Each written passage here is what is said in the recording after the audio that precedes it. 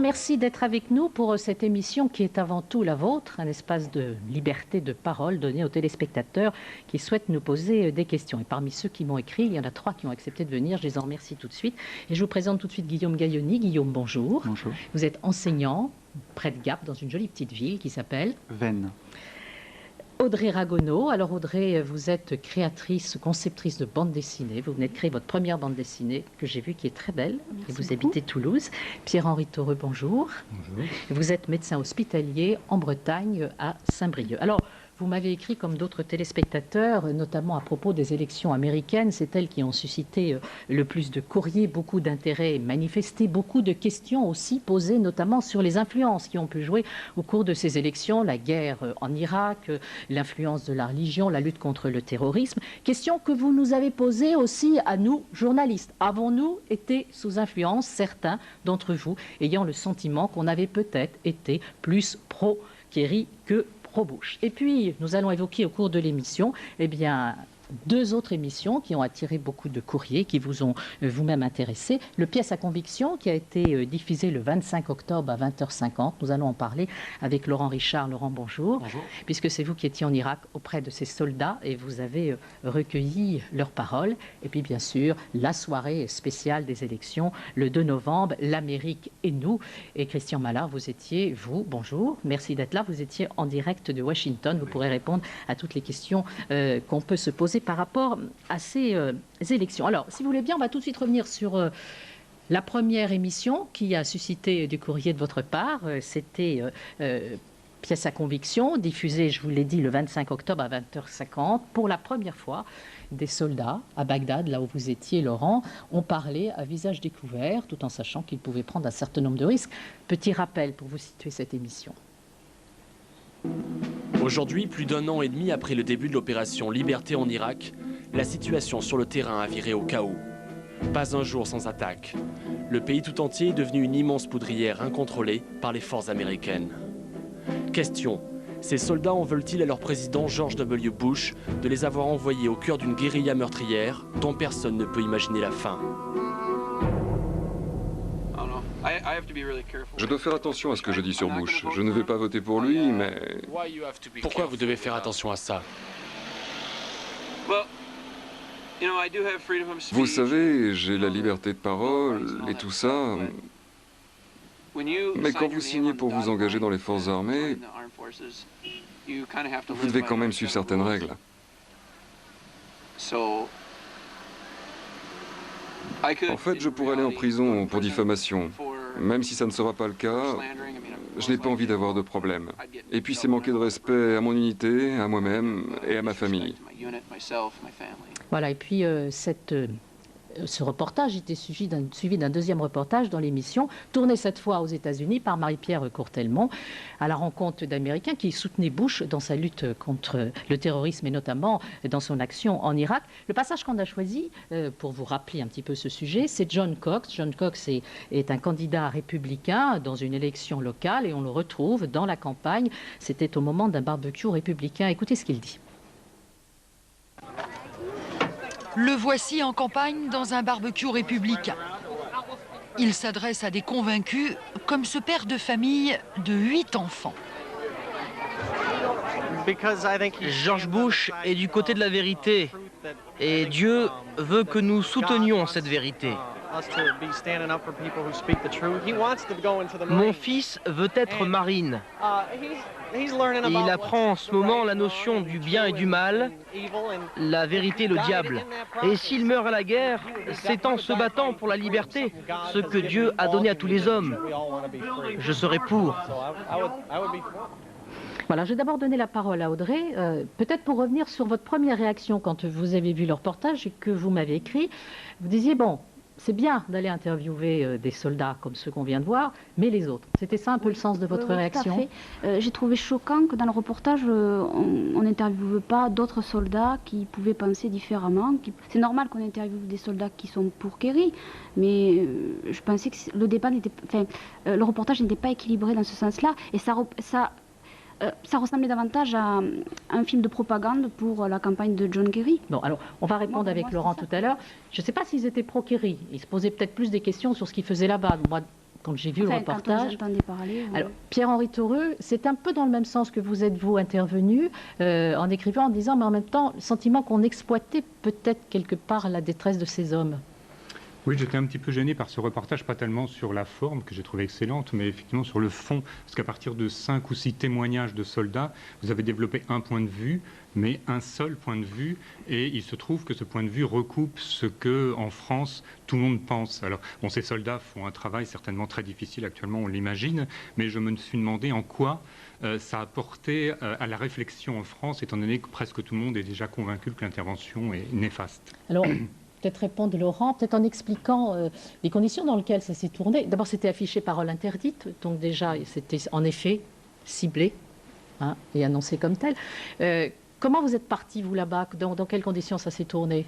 Par rapport à ce qui est dit, quelle est votre réaction? L'idée de départ, c'était de faire une enquête sur le moral des troupes américaines déployées en Irak. On savait, par des études qui étaient menées par le Pentagone, que 2 militaires sur 3 déployés en Irak avaient le moral très bas, et on voulait entre autres savoir pourquoi leur morale était si bas que ça. Ensuite, sur les questions de comment ça se passe un tournage dans l'armée américaine, on est toujours escorté par un officier de presse qu'on montre dans le reportage, et on s'est vite rendu compte les premiers jours de tournage que en présence de l'officier de presse, on avait toujours le même type d'interview, toujours le même type de réponse qui consistait à dire, et on le montre d'ailleurs dans le sujet, il y a déjà au tout début du sujet, on diffuse une succession d'interviews de soldats qui sont très contents de leur mission et très fiers de ce qu'ils font là-bas. Après, effectivement, l'angle du reportage, c'était aussi donner la parole à ceux qui ne peuvent pas l'apprendre, qui n'ont pas le droit de l'apprendre. Et un soldat américain n'a pas le droit d'exprimer son désaccord avec son commandement en chef, qui n'est autre que le président des États-Unis. Donc l'angle du sujet, dans cette émission globale, avec un autre sujet qui donnait la parole à des partisans de Bush, c'était justement de donner la parole à des soldats qui se posent des questions sur la guerre qu'ils mènent eux-mêmes, qui se posent des questions sur ce que Bush a décidé pour eux. Et c'était dans ce cadre-là qu'on a mené ces interviews, et en aucun cas c'était un travail de propagande, et en aucun cas c'était histoire de faire dire à des soldats américains ce que nous, Français, nous pensions. Ces soldats américains qui exprimaient des désaccords avec Bush, entre autres, ou qui se posent des questions sans être anti-Bush, on les avait jamais entendus jusque-là. Donc, on va peut-être revenir à travers des questions sur les conditions, sur les conditions de tournage ou les questions qu'on peut se poser. Moi, je voudrais donner la parole à Guillaume. Vous avez eu un sentiment un peu contraire en voyant le reportage. Oui, enfin moi c'est surtout quelque chose qui m'a étonné, c'est je me suis demandé si en fait le fait que vous soyez journaliste français, vous l'avez dit ou pas, et si ça a influencé la nature du discours, parce que des fois le changement d'interlocuteur fait que on change son discours, et est-ce que du fait que vous soyez journaliste français, ça a pu influencer leurs propos? Je ne sais pas, je pense qu'il y a plusieurs facteurs qui ont finalement permis d'obtenir ce genre d'interview-là. Il y a le fait qu'on n'est pas resté 2 jours, on est resté un peu plus de 15 jours. On est resté 24 heures sur 24 avec eux, donc on dormait avec eux, on mangeait avec eux, on sortait en patrouille avec eux. La plupart du temps, l'officier de presse était là, et à d'autres moments, on s'est débrouillé pour tourner sans lui. On avait aussi presque le même âge aussi, c'est une armée jeune.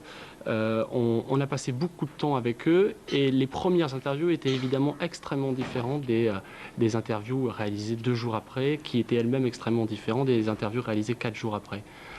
Donc après, le fait d'être français, peut-être, oui, et le fait que ce soit diffusé en France, peut-être que ça les a d'une certaine façon décontractés aussi. Je sais pas si après, devant un journaliste américain, ils auraient tenu des propos similaires. Ce que vous dites, vous aussi, Pierre-Henri Taureux, ce que vous disiez dans votre message, c'est qu'en fait, ils avaient somme toute une certaine liberté de parole. Vous vous demandiez si ce serait possible en France, ce genre de... Oui, j'avais du mal à imaginer que vous ayez dû affronter une censure importante, parce qu'on a vu quand même ces soldats s'exprimer assez librement. Leur nom figurait sur leur uniforme, ils n'étaient pas cachés. C'est une armée en guerre, l'armée américaine actuellement, dans une situation difficile. Je ne suis pas sûr que dans une autre armée au monde, vous auriez pu faire un reportage aussi libre. Oui, effectivement. Après, je suis pas sûr que si on avait tourné dans l'armée française, je suis pas sûr qu'on puisse obtenir ce genre de propos-là. Après, cette liberté de parole, ce droit-là, ils ne l'ont pas, ils l'ont pris de fait. C'est l'extrait qu'on vient d'écouter. Le soldat Coulter dit je peux pas parce que si je vous parle comme ça de Bush, je risque la prison. Donc clairement, c'est un risque qu'ils avaient envie d'assumer face caméra.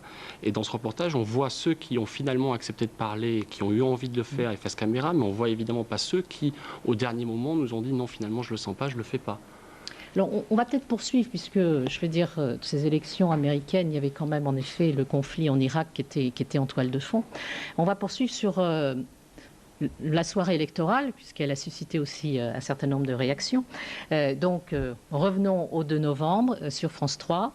L'émission a commencé à 23h13. C'était une nuit qui a été pleine de rebondissements. On a cru à un moment, en effet, que Kerry pouvait avoir quelque chance. Pour preuve, on va retrouver l'intervention de Christian Mallard. C'était à 23h16, c'est-à-dire que c'était à 17h16 à Washington. Il y a un taux de participation sans précédent. C'est historique. Alors, la plupart des observateurs pensent que ce taux de participation avec les jeunes, les nouveaux électeurs, il y a 15 millions de nouveaux électeurs, devrait profiter, disent-ils, aux démocrates.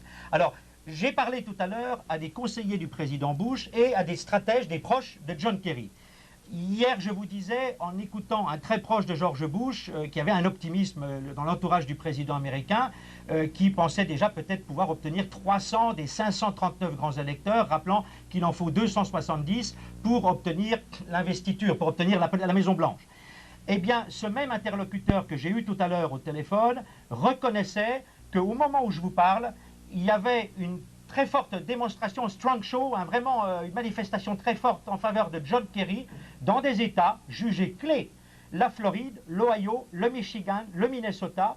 Et tous les démocrates, les 2 stratèges démocrates que j'ai eus dans le sillage de John Kerry me confirmaient cette information en ajoutant même que l'Iowa et New Mexico se présentaient bien pour John Kerry. Et l'une d'entre elles m'a même dit « We are going to win big ». Oui, mais il faut rester très prudent parce qu'on sait, Christian, que souvent les sondages sortis des urnes aux États-Unis sont fallacieux. Voilà.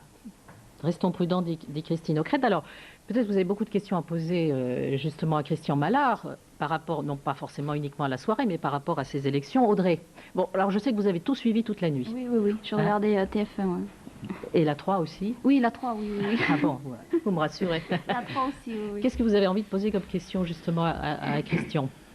Le sentiment que vous avez eu, vous, en effet, en voyant ça, c'est qu'on avait peut-être été un peu vite en besogne. Fait, oui. Et puis, on avait le sentiment que tous les journalistes étaient plus ou moins ravis, quoi. Que ce soit John Kerry. Alors, c'est ce qu'on ressentait. Voilà. Mais peut-être que chacun le ressent en fonction aussi de ses implications personnelles. Guillaume? Je ne suis pas tout à fait d'accord. Je pense les journalistes de manière générale, ils ont apporté des informations qui étaient objectives. Donc ils ont fait leur travail d'objectivité. Il y avait même certains États, je crois, comme le Missouri ou la Caroline du Nord, qui étaient encore en balance au moment de l'émission, alors qu'ils étaient normalement acquis à M. Bush. Et par contre, c'est vrai que ils n'ont pas fait preuve de neutralité émotionnelle, mais personne ne le fait. Les journalistes sont humains et je crois que c'est tout à fait normal. Pierre-Henri, par rapport... Moi, j'ai trouvé que cette soirée était passionnante, bien entendu. Je l'ai suivie jusqu'au bout et je suis allé me coucher en pensant que Kerry serait élu. Bon, j'étais vraiment très, très surpris en écoutant le lendemain matin le résultat qui semblait se profiler à l'horizon. Évidemment, le plateau m'a paru encore une fois pas très équilibré, on sentait quand même les gens penchaient quand même d'un côté, même Pierre Lelouch, que je pensais plutôt favorable à Bush, a avoué qu'il aurait voté Kerry. Bon, c'est un petit peu troublant. Par contre, aux États-Unis, j'étais très intéressé par les interventions des Américains, et notamment par Félix Soratin, qui était l'ancien ambassadeur d'Amérique en France.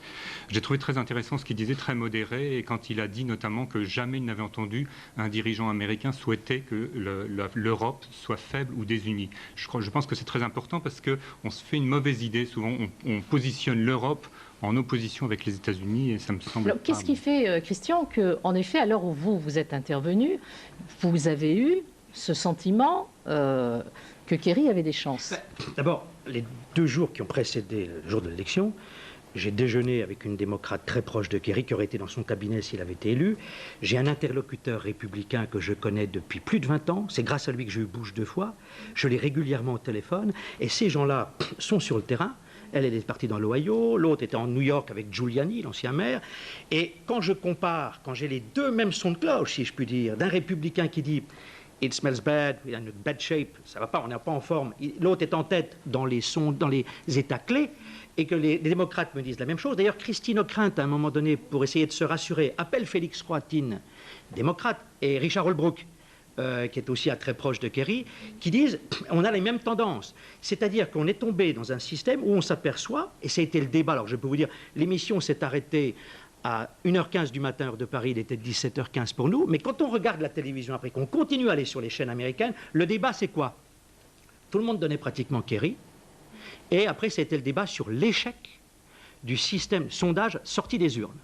Et même, je vais vous donner une anecdote, à un moment donné, dans le courant de la nuit, la chaîne qui est numéro 1 en information aux États-Unis, qui est NBC, avec son présentateur vedette Tom Brokaw, assisté de son éditorialiste de politique étrangère Tim Russert, dit « Maintenant, on est en mesure de vous dire, nous, NBC, que George Bush a gagné l'Ohio. » Vous alliez sur ABC, la chaîne concurrente, qui dit « No comment », et CNN, qui n'ose pas citer NBC, dit « Nous avons des compétiteurs », sans citer NBC, qui osent dire que l'Ohio est à George Bush. Nous réservons, nous ne sommes pas sûrs qu'il ait gagné l'Ohio.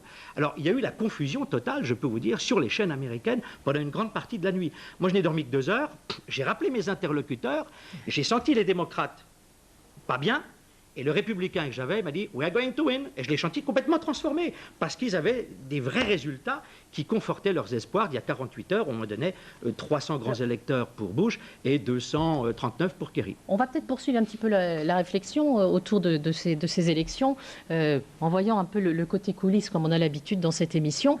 Ce qui se passe aux États-Unis dans le cadre d'une campagne électorale, l'influence que peut avoir la télévision, est-ce que c'est transposable en France aujourd'hui? Petite explication de Daniel Bouy.